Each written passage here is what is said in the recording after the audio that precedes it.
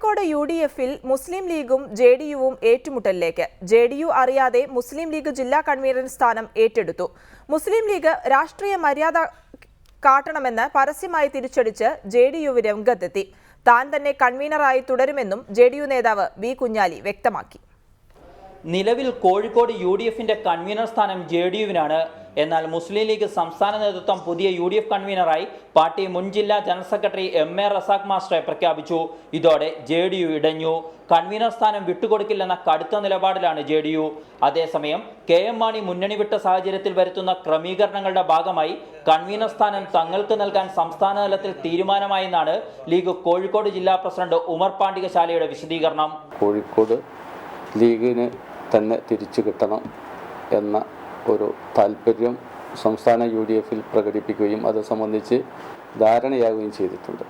എന്നാൽ ലീഗ് തീരുമാനം ഏകപക്ഷീയമാണെന്നും രാഷ്ട്രീയ മര്യാദ കാണിക്കണമെന്നും UDF ജില്ലാ കൺവീനറും JDU നേതാവുമായ വി കുഞ്ഞാലി തിരിച്ചടിച്ചു. രാഷ്ട്രീയ മര്യാദയ്ക്ക് നിരക്കാത്തതാണ്. കാരണം ഇത്തരം വിഷയങ്ങൾ മുന്നണിക്കകത്തും ചർച്ച ചെയ്ത് തീരുമാനിക്കേണ്ടതും അതിനെക്കുറിച്ചുള്ള അഭിപ്രായങ്ങൾ പറയേണ്ടതുമാണ്. കൺവീനർ എന്ന നിലയിലുള്ള പ്രവർത്തനങ്ങളുമായി മുന്നോട്ടു പോകുമെന്നും JDU വ്യക്തമാക്കി. ഏതായാലും ആരാണ് യഥാർത്ഥ കൺവീനർ എന്നാണ് ഇപ്പോൾ കോഴിക്കോട്ടെ UDF-കാർ പരസ്പരം ചോദിക്കുന്നത്. KR Saju, reporter, Kozhikode.